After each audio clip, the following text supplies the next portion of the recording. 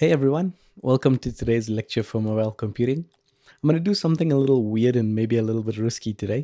I'm going to just code and let you guys watch. I think often we don't get um, a good opportunity to learn from watching each other code, and I think in the pandemic that's even more of a problem. But there is an opportunity here as well, right? Because normally I'd be giving this lecture in a lecture theater and I'd be using chalk or like a whiteboard marker or something. And now what I get to do is I get to do this lecture with a computer. So there's an opportunity. So I'm gonna code something stupid. It's something I haven't tried to code yet, so it's quite possible I'm gonna screw up a lot. And I think that's a useful thing for you to watch as well. In that you can get used to the idea that everybody screws up. It's perfectly fine. So what I'm going to do is I'm going to make a new Android app. So if you've got Android Studio and you've never run it before, fundamentally I'm just going to go File, New Project. Okay, that makes an Android app, and then it's got a whole pile of templates that you can use, which sort of set things up in ways that you may or may not like. I'm going to pick an empty activity because I don't want the Android Studio to do too much for me that I may not want set up in a particular way. So I'm going to say empty activity. And now I need to give my application a name and I need to give my package a name. Okay. So first of all, what is this app going to do? So I've decided I'm going to make a rock, paper, scissors app. It's kind of stupid. And then the package name becomes com.example.rock, paper, scissors. But depending on what happens, on what I ask you for in a lab sheet, I might ask you for the package name to be something else. So maybe I want this to be com.cs.rock, paper, scissors or something, right? It's entirely random. And you can choose your language here, which is Java or Kotlin. We're going to pick Java because that's what we're doing in this course. And I'm going to pick finish. Okay, so that gets me on my way to creating a rock, paper, scissors app. Okay. Um, and so you can see that Android Studio has made a bunch of files for me. The most important one is main activity. Okay, in Android, an activity is like a screen. Okay, so it's something that appears on your phone. And if you had multiple screens, you'd have multiple activities. You could. Um, in order to run this app, I'll need an emulator. If this is the first time you're running Android Studio, you need to go to Tools, AVD Manager. You can see I've already got one, which is the Pixel 3a. But if you don't, you can click Create Virtual Device and just click through the screens and make a virtual device. You have to select an image. Sorry, I made my font extremely large so that you can see what's going on, but it also is making this interface really hard to use. But anyway, when you click finish here, you'll have an Android virtual device, which basically means you'll have a virtual phone like this one that you can use to run your stuff in. I'm not going to actually do it because I have this one which is already running. So it's like a cooking show. Like, here's one I prepared earlier. Unfortunately, I haven't done that for the app itself, so it's going to be fun to see what happens here. Okay, so um, I've got my main activity. That's where my code goes. I've also got some layouts. So if I go to raise layout, there's a file called activity main, which is the layout for the screen. So currently you'll see it just says hello world. So if I do absolutely nothing and I just run this app, so I clicked on the big green play button to run the app. It says Gradle build running. All that means is that it's compiling. Okay, and unfortunately, these Android programs take a long time to compile. But once it's done, it will launch the activity and you can see it has the title rock, paper, scissors, and it says hello world. Okay, just because that's all that's on the screen. Okay, now the screen here allows me to just drag and drop items on. So like if I wanted to like drag a text view onto the screen, similar to that hello world one, I could drag one, maybe put it over there or something. um, and and that's all I would need to do. If I wanted a button, I could just drag a button on, and I'd have a button. So this interface is quite nice for that. The type of layout it's using is called a constraint layout. Now, what is a layout? A layout is a tool that allows us to specify how items should be laid out on the screen. Now, I dragged text view over here, I dragged hello world over here, and I dragged the button over here, and so that's where they are. But this is often insufficient. So deciding where things are by just sort of manually placing them in places is not a great idea. And the reason it's not a great idea is because you might be using a different device. Right? This one is a Google Pixel or an emulated Google Pixel, but I don't have a Pixel. I've got a Samsung. So will it look the same? Well, only if the screen is exactly the same, which it may not be. So how do we accommodate for that? How do we change our layout to suit whatever device it is we're running on? Well, how we do that is by, instead of specifying exactly where items go, we specify some rules for where they should go. Okay, so if you think of this as like a graph, like a coordinate system, this text view might be at position 10, 10. But that's not a good way to think about it, because for different screen sizes, that means different things, right? So this layout engine, constraint layout, what it does is it allows us to anchor items to other items. Like I could say, preserve the relative positioning of these things. Okay, so this text view is relatively positioned to that thing and maybe relatively positioned to the top of the screen. And then this button at the bottom is relatively positioned to this label. And basically I can specify all sorts of rules for where the things should go. Okay, and that'll mean that when the screen size changes, I can just, you know, the system can just decide where things should go instead.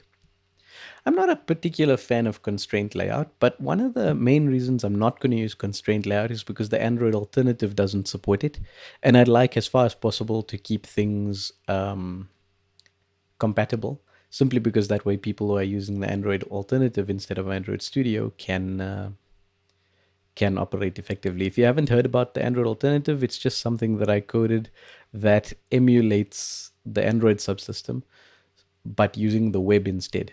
So you'll write sort of the same code, almost the same code as you would for Android, but what you'll end up with is a web application, so a website rather than an app. Okay. Um, but so basically, I'm not going to use a constraint layout here. I want to change it to a linear layout. Okay. Um, and to do that, I can say convert view and pick linear layout. When I do that, you'll see suddenly these things are just next to each other. And that's what linear layout does. It just organizes things linearly. So all your views are either one below the other or next to each other. So as it stands, you can see they're all next to each other, and that's probably not what I want. So what I'm going to do is I'm going to go to this linear layout, and I'm going to look at its properties, and you can see all the properties it has here. And one of them is called orientation. Okay, and I'm going to change the orientation to vertical. And what that'll do is it'll lay out these views one below the other instead of next to each other. Okay. Um, Next thing is, okay, let's say what I want to do is have this hello world be the sort of welcome message. So what I'm going to do on this rock, paper, scissors app by design is I'm going to ask the user for their name, and then I'm going to give them 3 buttons to select rock, paper, or scissors. And whichever one they pick, I'm going to have the app pick a different one, or possibly the same one, but I'm going to have the app randomly pick. And that way the user, and then we'll tell the user whether they won or not. Okay. So, um, kind of straightforward. So um, on this text view, instead of saying hello world, I might want it to say something like, welcome to rock, paper, scissors, or something. And to do that, I changed its text property, right? So I changed the text property of this text view. Okay. And then what I want is, I don't want a text view. I want the person to enter their name. So I'm going to put in a plain text, edit text. Okay, so that's that edit text. I'm going to move it up above the button. And you can see it currently has the text name on it, but I don't want that to be the text that's in the box. I just want it to be the hint. Okay, so if I run this, yeah, we'll see what it looks like when it eventually builds. Okay, so it's gonna say hopefully welcome to rock paper scissors, and then it's got an edit text with the hint name, so that means I can type Pravesh here if I want, and it's got a single button. Okay, so you know that's fine. But what I really wanted was 3 buttons. So maybe this button will be the button called, will be the button for rock. So I'm going to change its text property if I can find it.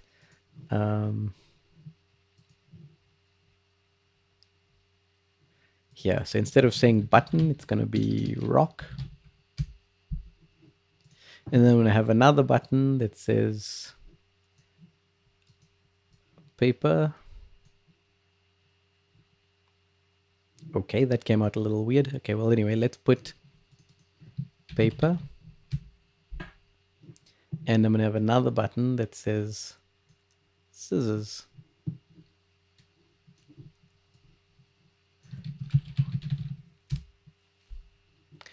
Okay, now what I'd like is for these buttons to actually be next to each other, right? But this linear layout is vertical, meaning all the items are one below the other. But I want specifically these 3 buttons to be next to each other. So the cool thing is I can actually put layouts inside layouts. So I want a horizontal linear layout that's inside my vertical linear layout. And then I want to put these 3 buttons inside that linear layout. Okay. Now, weirdly, that has made them all disappear. Okay. So let's take a look at why. If we look at our code, okay, so that's the other thing. So this is the design view. This is me just manually modifying items, right?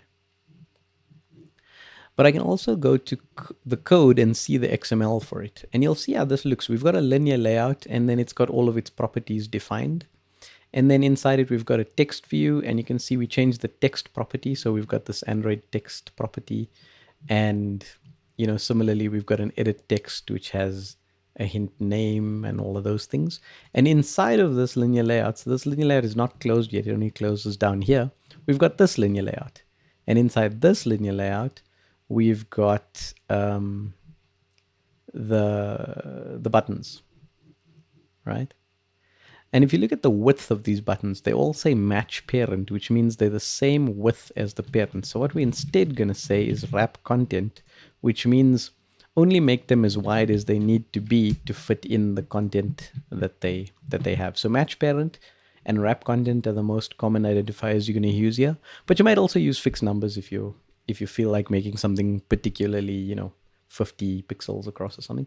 But if I go to the design now, you'll see I've got rock, paper, and scissors, or scissors, paper, and rock, which is weird. I think if I told people I was playing scissors, paper, rock, they'd be like, "What are you talking about?" So let's reassign it. Let's take scissors to the end, and let's take rock to the start. I'm not certain coding live was a great idea because you're going to lose a lot of respect for me with how many ridiculous things I'm going to do, but that's all right. Okay, so now when I run this thing, it's going to look like this.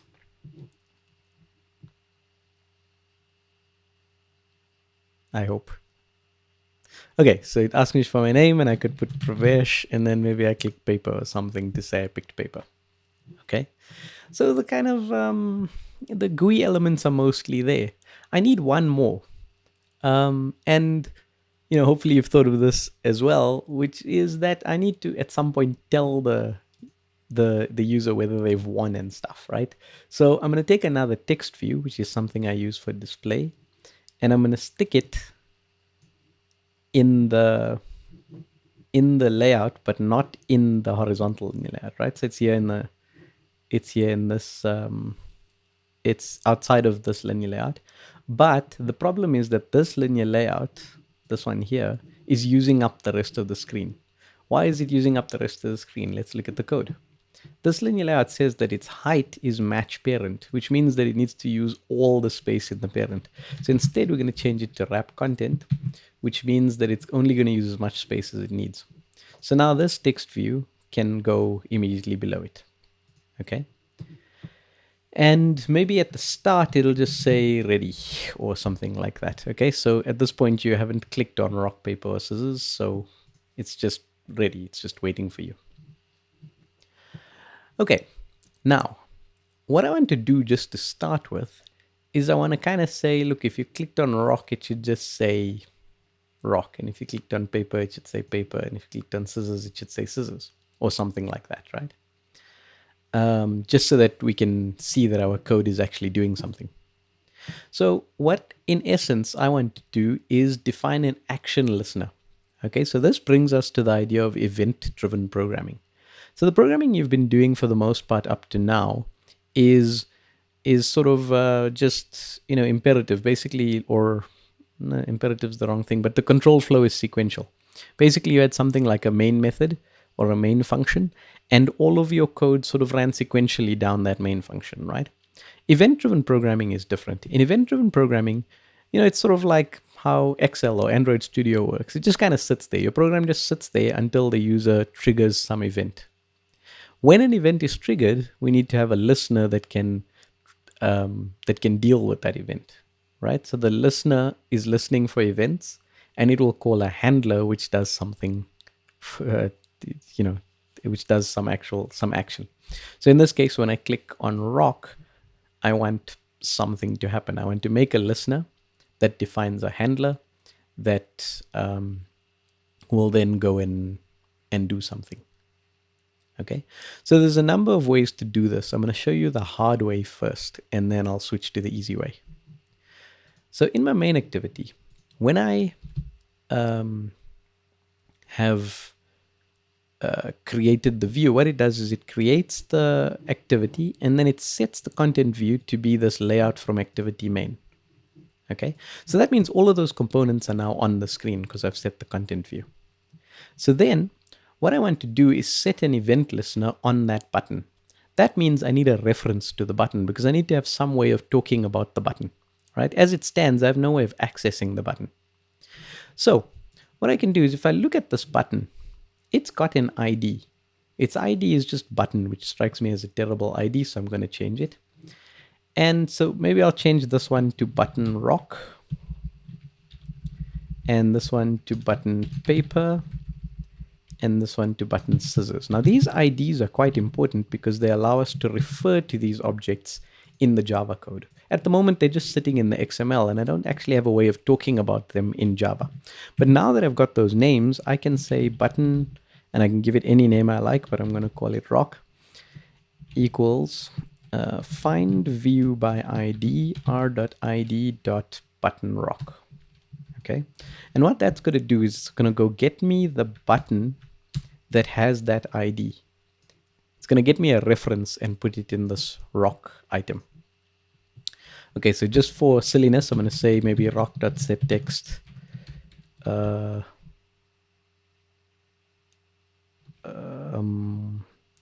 I do rock.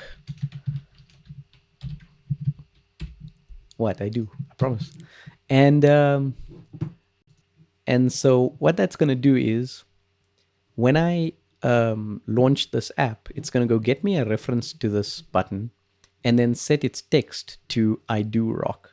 So you'll see that even though in the activity main, its text was just rock, in code, I changed it to I do rock.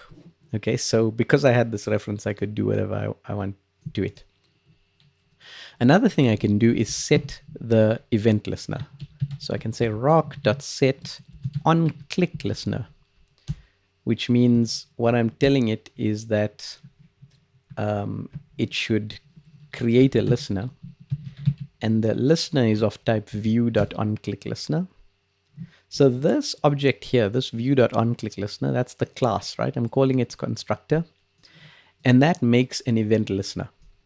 That event listener has to have an onClick method, which is the event handler. Now what that does is it means that whenever I click on this button, this code is going to run. So let's say I want to just have it say system.out.println, you clicked. That is incredibly boring. I'm sure I could have come up with a better thing for it to do, but let's do it anyway.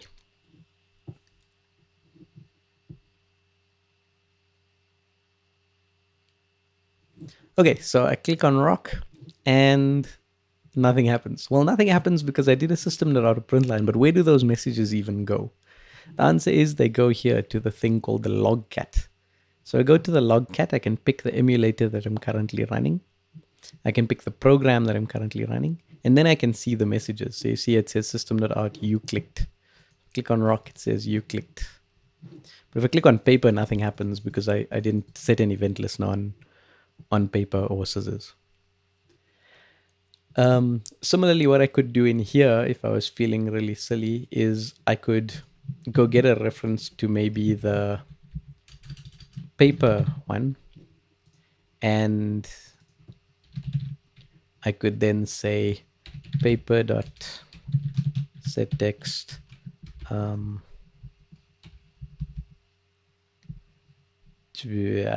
not rock or something. I don't know. Ignore what this program actually does and just look at the code for what it is, I guess. So if I click on rock, it changes the title of paper to not rock. Okay, there's no good reason for it to do that. That's just what I decided to do. Okay, so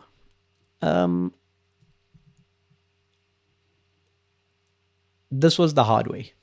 Okay, this was setting an on-click listener using code. Okay, I could also do it using XML. So what I could do is, let's say I wanted to accomplish the same objective. I could make basically this method, this inside method, the event handler. I'm just not going to call it on click. Let's call it on rock. Okay. And then instead of all of this code, I can just, in my activity main, in the code part of it, on this button rock, I can define another property called Android on click, and tell it that its on click is this on rock method, meaning when I click on the button called button rock, it should call the on rock method. So now in my main activity, you'll see I don't actually have all of that code to set the on click listener. Instead, I've done it in the XML. And the reason both of these strategies exist is because they're useful for different reasons. Okay, so sometimes it's good to define your on click in the XML. Sometimes it's actually better to do it programmatically. And as we go along in this course, you'll see places where we'll do it programmatically, meaning with code, and it will be the easier way to do it. But if I click on rock now, you'll see it changed that to not rock, despite me not having the set on click listener, because this on click actually did the job. Okay, so what did I want to do when I click on these buttons? Okay, well, I could have each button behave differently. So maybe I could say, well, let's make another one like on paper and view v. And here I'm going to show you how to do something else, which is called a toast. So I'm going to say toast.make text this, comma,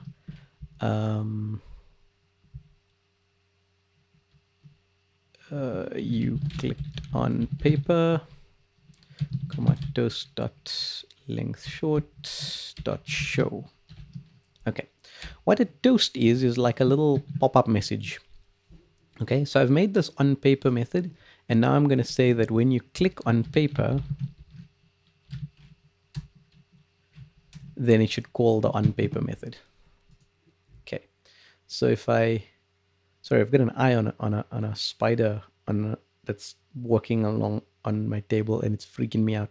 But anyway, um, so if I click on rock, I get that thing changing to not rock because that's what it is. But if I click on what is the paper method, then it should call this on paper thing, which should what?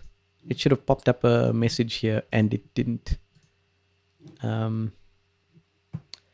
that's annoying. Let me try running it again just to see if I messed something up.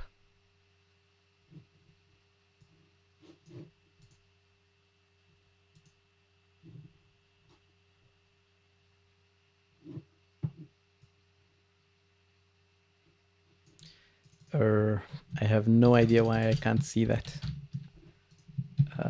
Let's change that to length long, and let's give it a try.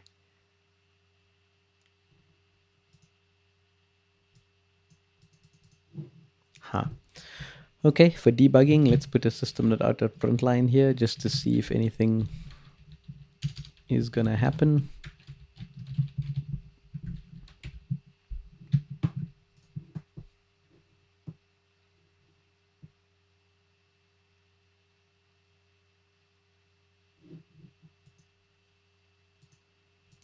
Okay, it did print out stuff, but it didn't do the toast. And I have literally no idea why.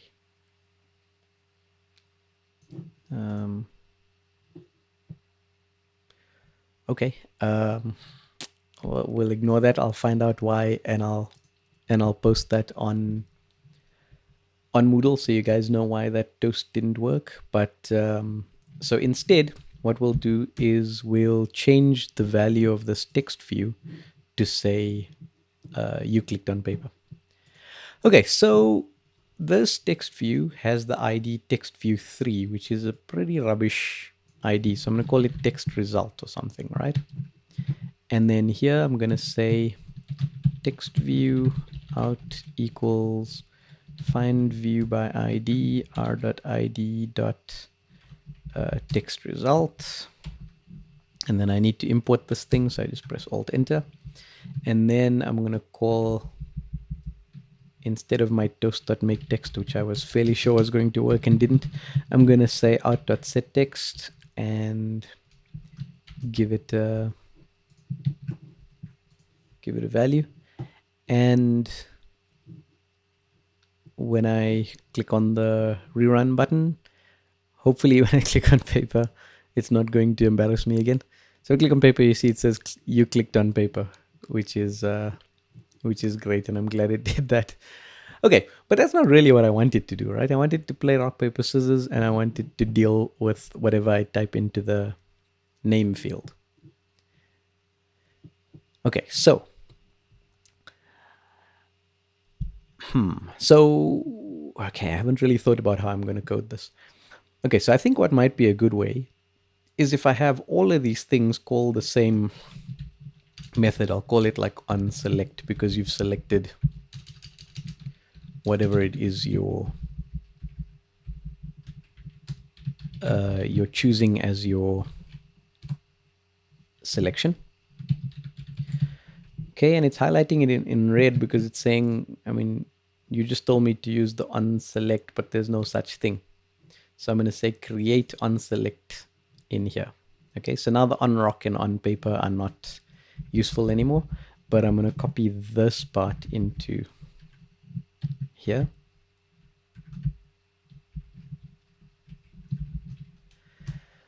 Okay, now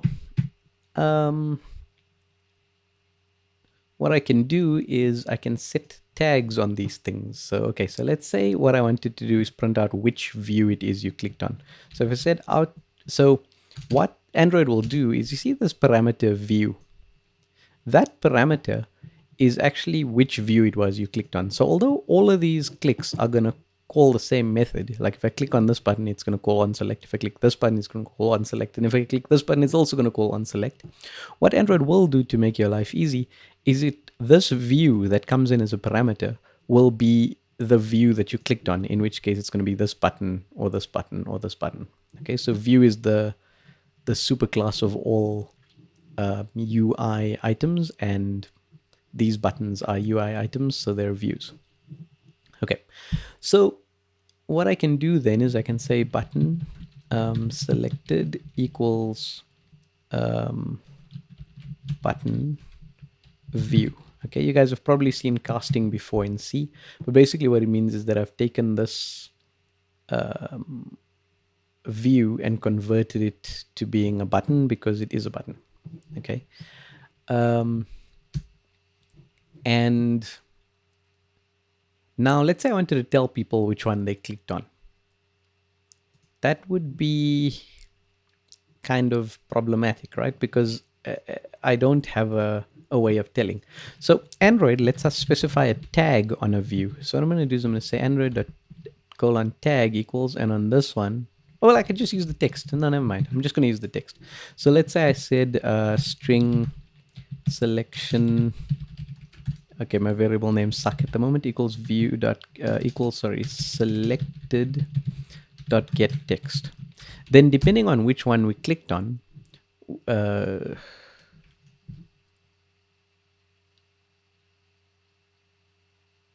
dot toString. So depending on which one we clicked on, we're going to get a different value for the selection. So then let's say out.setText, you clicked on plus selection. Okay, so that means when I click on the item, it will say you clicked on, and it'll tell me which one I clicked on. It says you clicked on rock, you clicked on paper, you clicked on scissors. See, and it knows that because that's the text of the view that I clicked on. Okay, I was quite pleased with that actually. That made me happy. Okay, now I also want to use the person's name, so let's get that value. So I'm going to say edit text name, because edit text is the type of object that this thing is. So name edit equals, let's call it edit name. Edit name equals find view by ID r.id dot, and what is that edit text called? It's called edit text person name. Okay, that's not a good name, obviously. So let's just call it edit name. Okay, so its ID is now edit name, and that means I can say r.id dot edit name, and I'll have a reference to that edit text. If I want to get the value out, I could say string name equals edit name dot get text dot toString. Okay, so because I've got a reference to that edit text, I can get its text and convert it to a string pretty easily. So then I could change it here to, instead of you, I could say name plus clicked on selection. Run the thing again.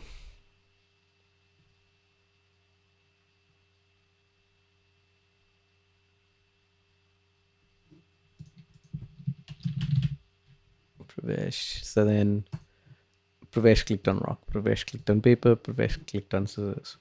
Okay, now a good thing to do might be to sanitize your input, meaning to check whether the person entered something useful. So here I could say like if name dot equals blank. So you don't wanna say if name equals because remember that will compare the reference rather than the value. But if the name is equal to blank, then clearly the name is someone who shouldn't be named, and so the name is actually Voldemort then. So if I run it now,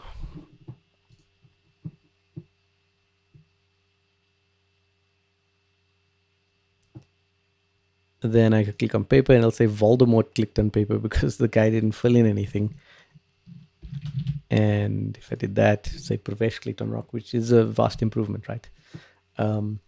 So that sort of gets us to some sort of framework, right? So we know that Pravesh, in this case, clicked on rock. But what did the computer click on? Well, the computer clicked on some random value, right? So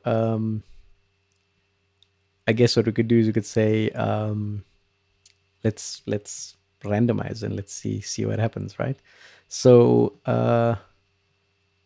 let's say string array items equals, and then we're going to make a string array that just has rock, paper, and scissors in it. I really haven't given this any thought, but anyway. And then what I'm going to do is I'm going to say I need a randomizer. So I'm going to say random dot okay, so okay, let me make a randomizer object. So I'm going to make a global random object.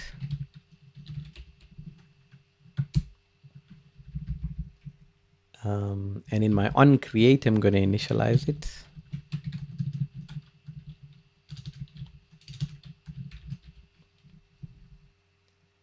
Okay, and then I'm going to say int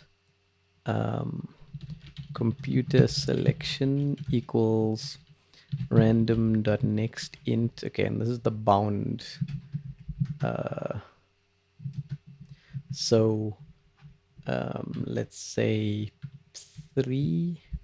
I'm not sure if it includes the bound or doesn't. That's why I'm saying 3. But if it doesn't include it, then we'll just, I mean, if it does include it, it's going to give us a problem because this is 0, 1, and 2, right?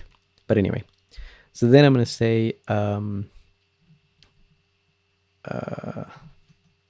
that string computer equals computer selected plus items of computer selection. Okay, meaning it should just go into the array and get the one that it needs. And this one I'll make string user equals. Then I'm going to say out.setText to user plus an end of line character plus computer. Okay. And then that way, when I click on, okay, let's click on paper. It says Voldemort clicked on paper, computer selected paper as well. Let's do it again. Voldemort clicked on paper, computer selected rock. Scissors, both of them. There seem to be a lot of stalemates, but yeah, you can see the game is sort of working, except it's not telling us who won.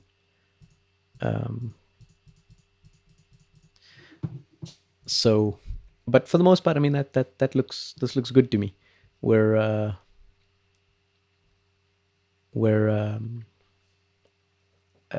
doing pretty well.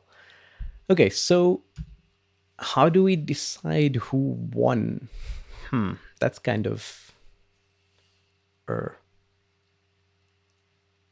yeah, that's kind of bothersome. Let's see. So if the computer selected rock and we select, if we selected rock and the computer selected paper, then the computer wins. So paper beats rock, scissors beats paper, and rock beats scissors. Okay. Okay.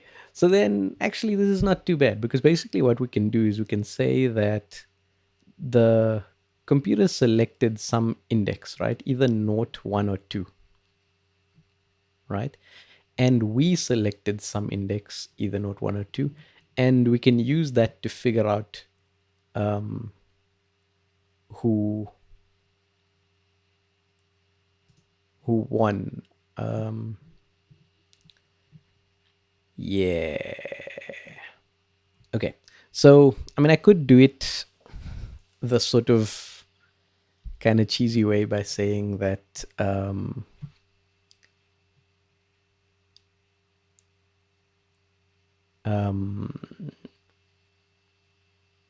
okay, so let's do it this way. Let's say if they're equal. So because that part's at least easy. So if computer dot equals no, not computer, if if selection dot equals, because selection is what the user clicked on, so dot equals items of computer selection, then it's a draw, right? So then we could say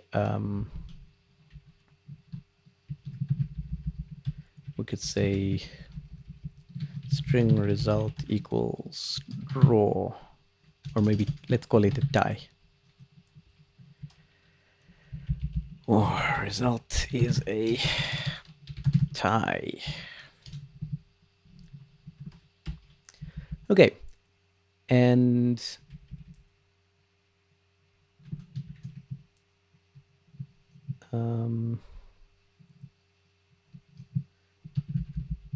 okay, let's do that. So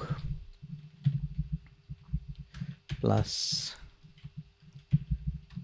slash n plus result. Okay, so I hope everyone agrees that if the selections are equal, the result is a tie. Okay, now if it's not a tie, how do we determine who won?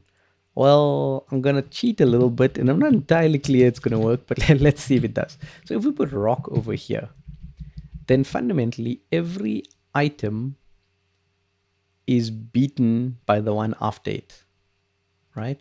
So then we could say else if selection dot equals items of computer selection plus one. So meaning if the human selected the one that's after the one that the computer selected, then the result will be that the human wins, right? So it'll be name plus wins. Okay, and if neither of those things happen, so if it's not a draw and the human didn't win, then we can just say computer wins. Okay, so I was trying to avoid being cheesy and just having a whole pile of if statements, like if this is rock and that's paper and whatever. So I kind of came up with this thing that basically says, look, if the computer chooses paper and you choose scissors, then you win. If the computer chooses scissors and you choose rock, then you win. So meaning if you choose the one after it, then you win. But in order to make that work, I had to put another rock there. So let's say rock. So Voldemort clicked rock and computer selected paper, so computer wins. Yes, because paper covers rock. Okay, let's say Voldemort clicked on paper and computer selected rock. So Voldemort wins. Yes, because paper covers rock. Scissors, scissors, result is a tie. Rock, paper, so computer wins. The rock, paper combination is coming up a lot. Okay, yes, scissors, paper. So if computer selected scissors and Voldemort selected paper, computer wins. Okay, so we have successfully built a rock, paper, scissors app. I don't know what happened with that toast earlier that was supposed to do a pop-up, so I'll figure that out and get back to you guys. And fundamentally, that's going to involve a pile of googling because I have no idea why that didn't work. But yeah, that's all there is to it. So the important takeaways from this were sort of how to create a project, where to put things in those projects, how to do an event listener and an event handler, both in the XML where we did this on click thing, and by calling the set on click listener method in our on create. Okay. We also made this random object, which we made global so that the on select method could just reuse it over and over again. And we did some stuff with arrays, and we saw how to get references to our objects, right? So if we had a text view, meaning just like a label, we could get a reference to it. Similarly with an edit text, and similarly with a button, we can just use find view by ID to get that particular item. Okay, so yeah, that's our rock paper scissors app. That turned out nicely. I'm actually kind of pleased with that app. At some point, it'd be nice to try and replace that with pictures and stuff. And yeah, of course, Pravesh should be playing, not Voldemort. And Pravesh wins. He does. He does indeed. Okay, I hope you all enjoyed that. I'm also going to be putting up a video on the Android alternative, and please watch it if you, even if you're not going to be using the Android alternative, because the code that I'll display there would work in Android as well, right? So it's not that it's code that's specific to the Android alternative; it's code that'll work fine in Android as well. Um, in terms of the Android alternative, basically the reason you might want to use it is just if you find that Android Studio is too slow. One thing you should keep in mind is that Android Studio is still the default. This is plan A, right? You only go to plan B if your computer just really will not handle this.